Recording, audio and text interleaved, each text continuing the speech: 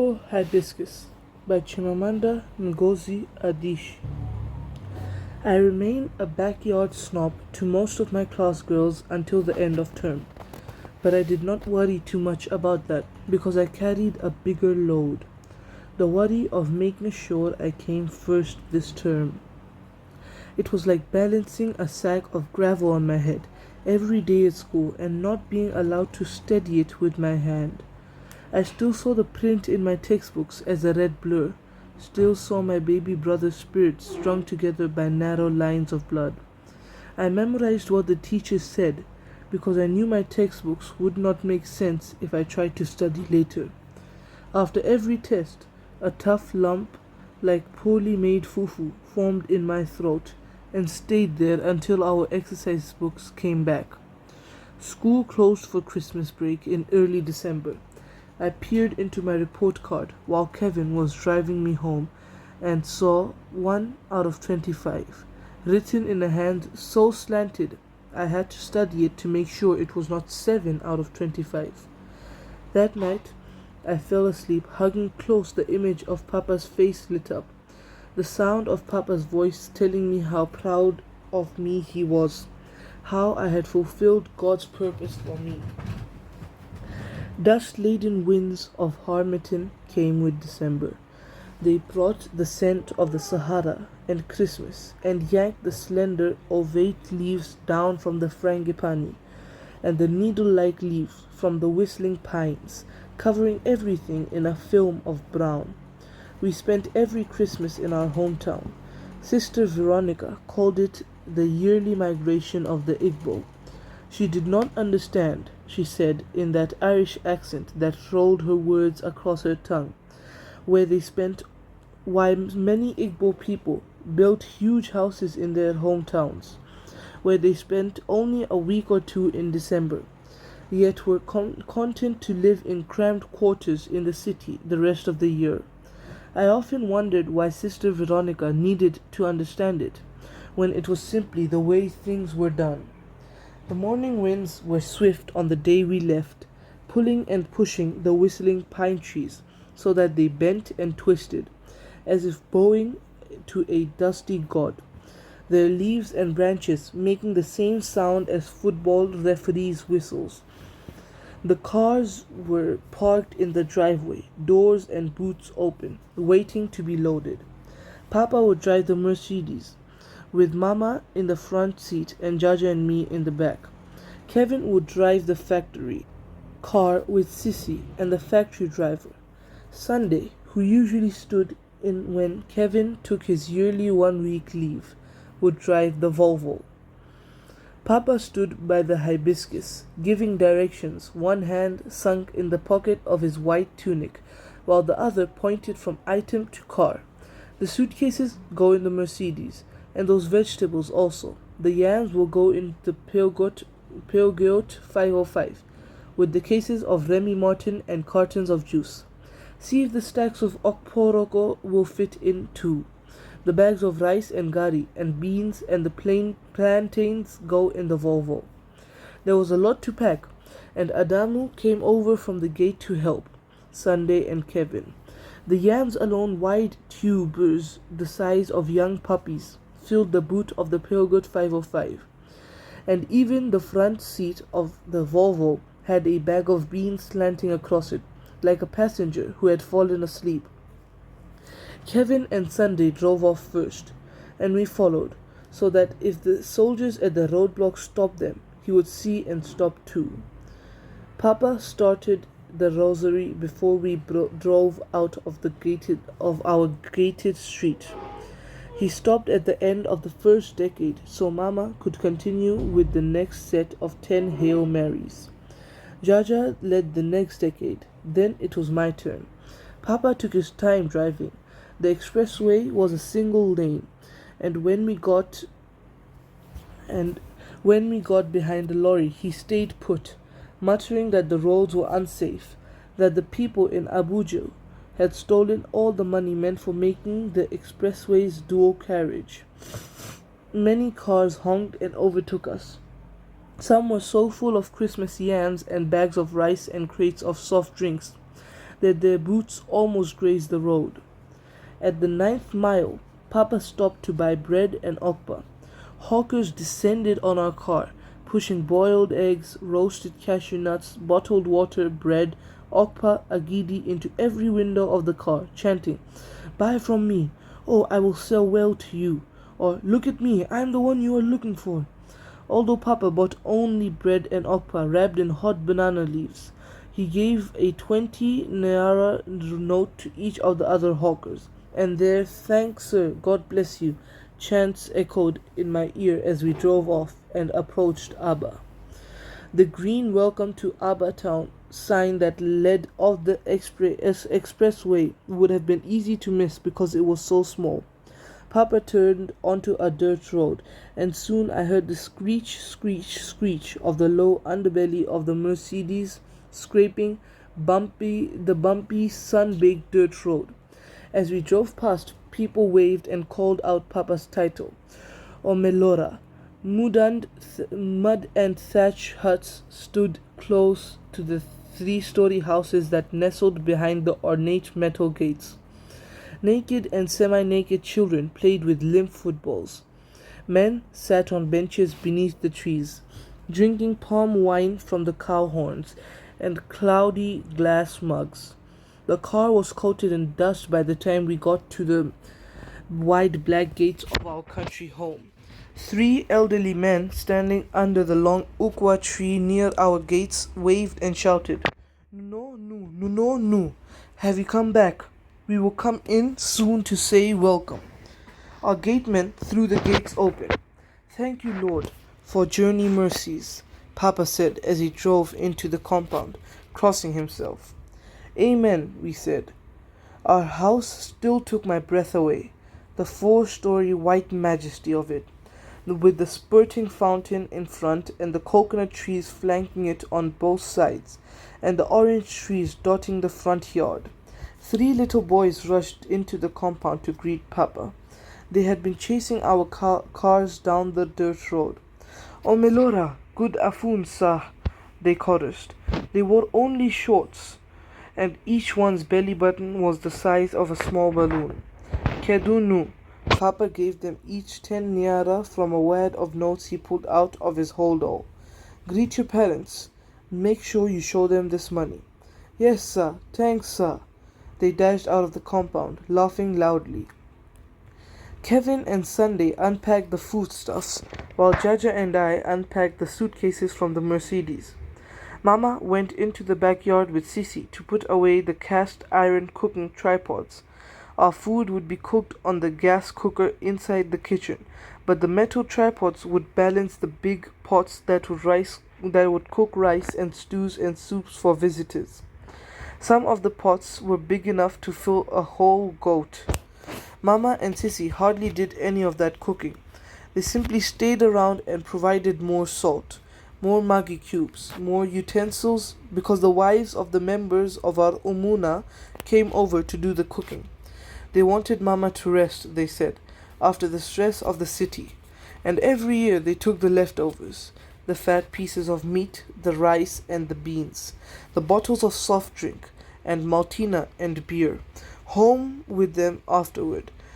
We were always prepared to feed the whole village at Christmas, always prepared so that none of the people who came in would leave without eating and drinking to what Papa called a reasonable level of satisfaction. Papa's title was Omelora, after all, the one who does for the community. But it was not only Papa who received visitors.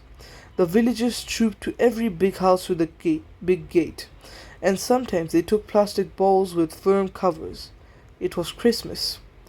Jaja and I were upstairs unpacking when Mama came in and said, "Aid Coker came by with his family to wish us a Merry Christmas. They are on their way to Lagos. Come downstairs and greet them." Aid Coker was a small, round, laughing man. Every time I saw him, I tried to imagine him writing those editorials in the Standard. I tried to imagine him defying the soldiers, and I could not.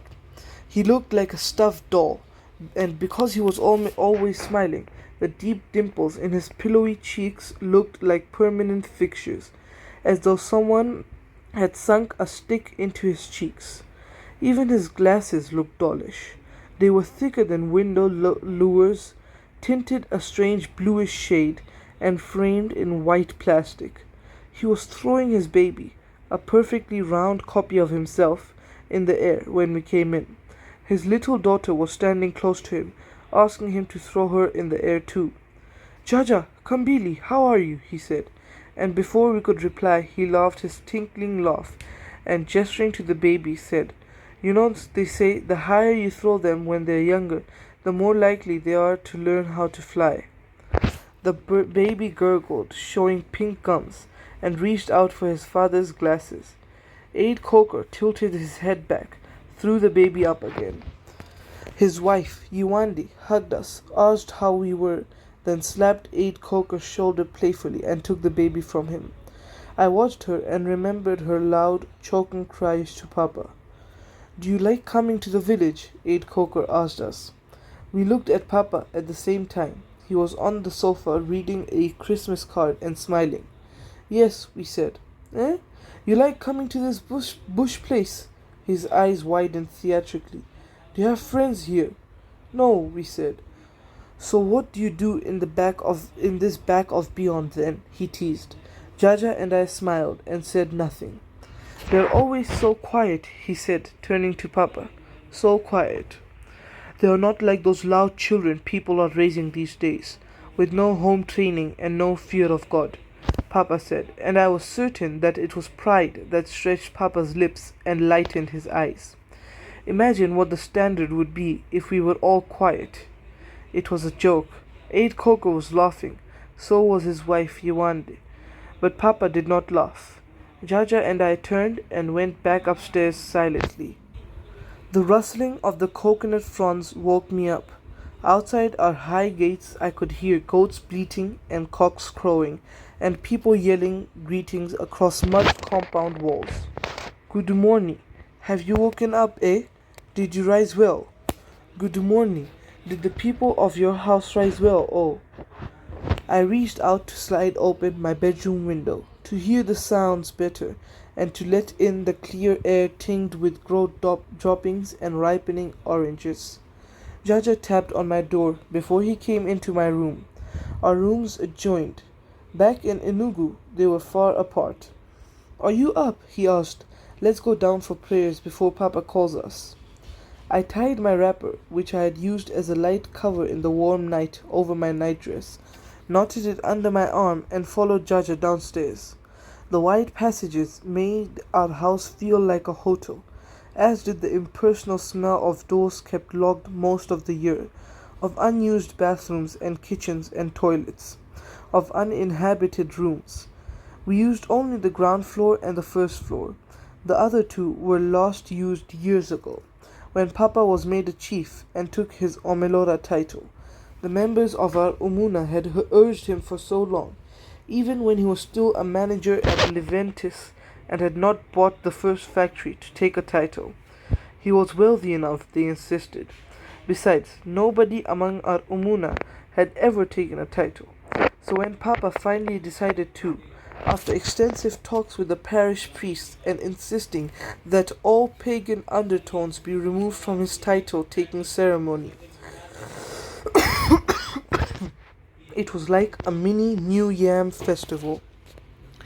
Cars had taken up every inch of the dirt road running through Abba. The third and fourth floors had swarmed with people. Now I went up there only when I wanted to see farther than the road just outside our compound walls. Papa is hosting a church council meeting today, Jaja said. I heard him telling Mama. What time is the meeting? Before noon. And with his eyes he said, we can spend time together then. In Abba, Jaja and I had no schedules. We talked more and sat alone in our rooms less, because Papa was too busy entertaining the endless stream of visitors and attending church council meetings at 5 in the morning and town council meetings until midnight. Or maybe it was because Abba was different, because people strolled into our compound at will, because the very air we breathed moved more slowly. Papa and Mama were in one of the small living rooms that led off the main living room downstairs. Good morning, Papa. Good morning, Mama, Jaja and I said. How are you both? Papa asked. Fine, we said. Papa looked bright-eyed. He must have been awake for hours. He was flipping through his Bible, the Catholic version with the Deuterocanonical books, bound in shiny black leather. Mama looked sleepy. She rubbed her crusty eyes as she asked if we had slept well. I could hear her voices from the main living room. Guests arrived with dawn here. When we had made the sign of the cross and gotten down on our knees around the table, someone knocked on the door. A middle-aged man in the threadbare t-shirt peeked in. Omelora, the man said, in the forceful tone people use when they called others by their titles. I am leaving now. I want to see if I can buy a few Christmas things for my children at Oye Abanga. He spoke English with an Igbo accent, so strong it decorated even the shortest word with extra vowels. Papa liked it when villagers made an effort to speak English around him. He had said it showed that they had good sense. Ogbunambala, Papa said. Wait for me. I am praying with my family. I want to give you a little something for the children. You will also share my tea and bread with me. Hey, Omelora, thanks, sir. I have not drank milk this year. The man still hovered at the door. Perhaps he imagined that leaving would make Papa's promise of tea with milk disappear. Ogbunambula, go and sit down and wait for me. The man retreated. Papa read the Psalms before saying the Our Father, the Hail Mary, the Glory Be, and the Apostles' Creed. Although we spoke aloud after Papa said the first few words alone, an outer silence enveloped us all, shrouding us. But when he said, we will now pray to the Spirit in our own words, for the Spirit intercedes for us in accordance with his will, the silence was broken. Our voices sounded low, discordant. Mama started with a prayer for peace and for rulers of our country. Jaja prayed for the priests and for the religions. I prayed for the Pope.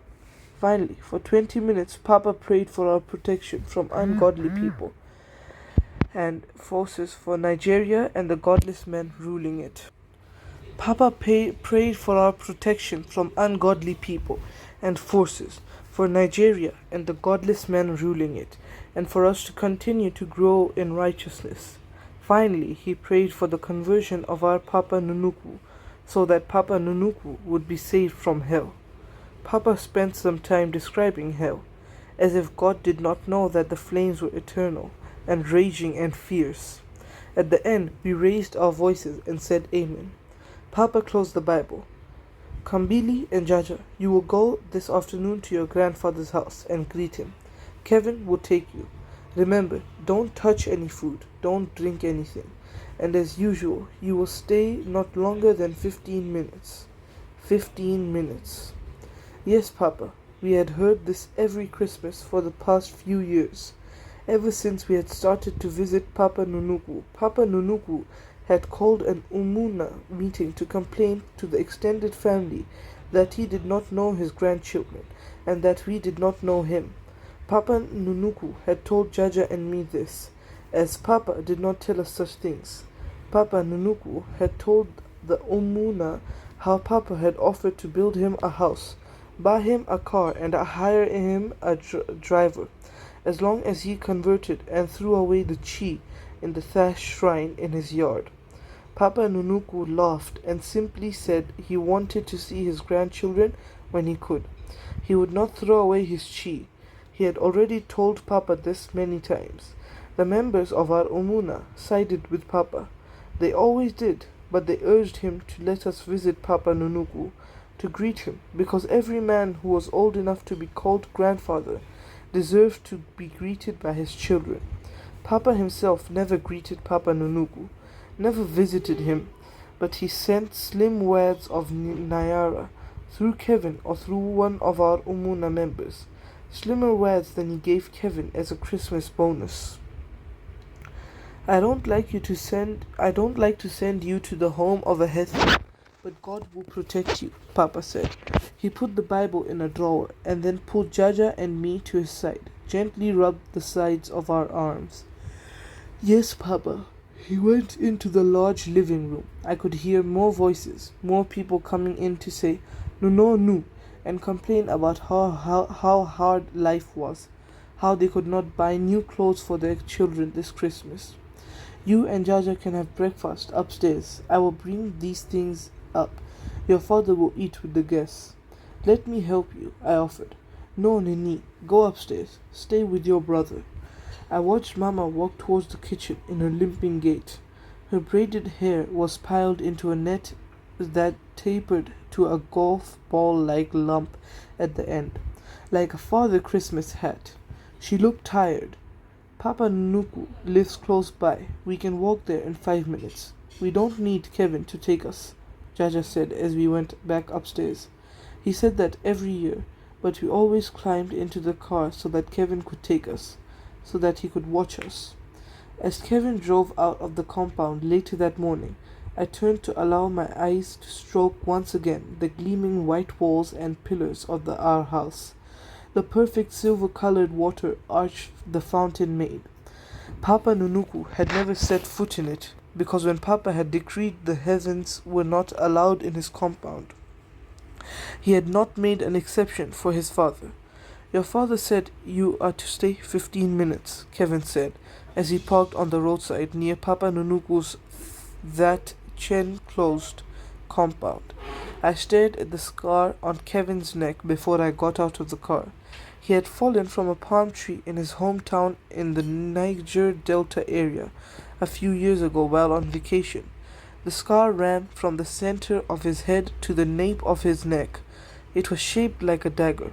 We know, Jaja said. Jaja swung open Papa Nunuku's creaking wooden gate, which was so narrow that Papa might have to enter sideways if he were to ever visit. The compound was barely a quarter of the size of our backyard in Enugu. 2 goats and a few chickens sauntered around, nibbling and pecking at the drying stems of grass. The house that stood in the middle of the compound was small, compact like dice. It was hard to imagine Papa and Auntie Ifioma growing up here. It looked just like the pictures of the houses I used to draw in kindergarten. A square house with a square door at the center and 2 square windows on each side. The only difference was that Papa Nunuku's house had a veranda, which was bounded by rusty metal bars. The first time Jaja and I visited, I had walked in looking for the bathroom, and Papa Nunuku had laughed and pointed at the outhouse, a closet-sized building of an unpainted cement blocks with a mat of entwined palm fronds pulled across the gaping entrance. I had examined him that day too, looking away when his eyes met mine, for signs of difference, of godlessness. I didn't see any, but I was sure they were there somewhere. They had to be. Papa Nunuku was sitting on a low stool on the veranda, bowls of food on a raffia mat before him. He rose as we came in. A wrapper was slung across his body and tied behind his neck, over a once white singlet now browned by age and yellowed at the armpits. Neki, Neki, Neki, Kambili and Jaja have come to greet their old father, he said. Although he was stooped with age, it was easy to see how tall he had once been. He shook Jaja's hand and hugged me. I pressed myself to him just a moment longer, gently holding my breath because of the small, unpleasant smell of cassava that clung to him. Come and eat, he said, gesturing to the raffia mat. The enamel bowls contained flaky fufu and watery soup, bereft of chunks of fish or meat. It was custom to ask, but Papa Nunuku expected us to say no. His eyes twinkled with mischief. No thanks, sir, we said. We sat on the wood bench next to him. I leaned back and rested my head on the wooden window shutters, which had parallel openings running across them. I heard that you came in yesterday, he said. His lower lip quivered, as did his voice, and sometimes I understood him a moment or two after he spoke, because his dialect was ancient. His speech had none of the anglicized inflections that ours had. Yes, Jaja said. Kambili, you are so grown up. A ripe agbogu. Soon the suitors will start to come, he said, teasing. His left eye was going blind, and he was covered by a film of color and consistency of diluted milk. I smiled as he stretched out to pat my shoulder. The 8 spots that dotted his hand stood out because they were much lighter than his soil colored complexions. Papa Nunuku, are you well? How is your body? Jaja asked.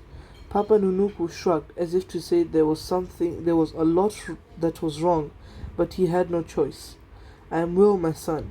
What can an old man do but be well until he joins his ancestors? He paused to mold a lump of fufu with his fingers. I watched him, the smile on his face, the easy way he threw the molded morsel out towards the garden, where the parched herbs swayed in the light breeze, asking Annie, the god of the land, to eat with him. My legs ache often. Your Auntie Ifioma brings me medicine where she can put the money together, but I am an old man. If it is not my legs that ache, it will be my hands. Will Auntie Ifioma and her children come back this year? I asked. Papa Nunuku scratched at the stubborn white tufts that clung to his bowed head. I expect them tomorrow. They did not come last year, Jaja said. If Yoma could not afford it, Papa Nunuku shook his head. Since the father of her children died, she has seen hard times. But she will bring them this year. You will see them. It is not right that you don't know them well, your cousins. It is not right. Jaja and I said nothing. We did not know Auntie Ifioma or her children very well because she and Papa had quarreled about Papa Nunuku. Mama had told us. Auntie Ifioma stopped speaking to Papa after he barred Papa Nunuku from coming to his house. A few years passed before they finally started speaking to each other. If I had meat in my soup, I would offer it to you, Papa Nunuku said. It's all right, Papa Nunuku, Jaja said. Papa Nunuku took his time swallowing his food. I watched the food slide down his throat, struggling to get past his sagging Adam's apple, which pushed out of his neck like a wrinkled nut. There was no drink beside him, not even water. That child that helps me, Chinyelu, will come in soon. I will send her to go and buy soft drinks for the two of you from Ishi's shop, he said. No, Papa Nunuku, thanks, sir, Jaja said. Ezi Oku, I know your father will not let you eat here because I offer my food to our ancestors. But soft drinks also. Do I not buy that from the stores as everyone else does? Papa Nunuku, we just ate before we came here. If we are thirsty, we will drink in your house. Papa Nunuku smiled.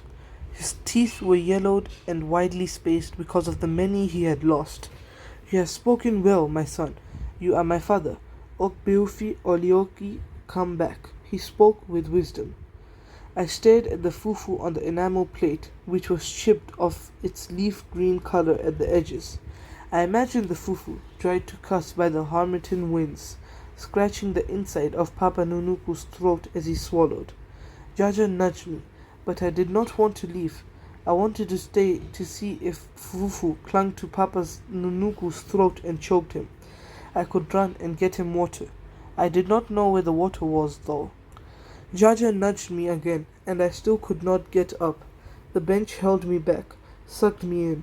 I watched a grey rooster walk into the shrine at the corner of the yard, where Papa Nunuku's god was, where Papa said Jaja and I were never to go near. The shrine was a low, open shed, its mud roof and walls covered with dried palm fronds. It looked like the grotto behind Saint Agnes, the one dedicated to Our Lady of Lourdes. Let us go, Papa Nunuku, Jaja said, finally rising.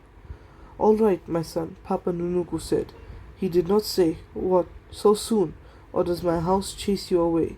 He was used to our leaving moments after we arrived. When he walked us to the car, balancing on his crooked walking stick made from a tree branch, Kevin came out of the car and greeted him, then handed him a slim wad of cash.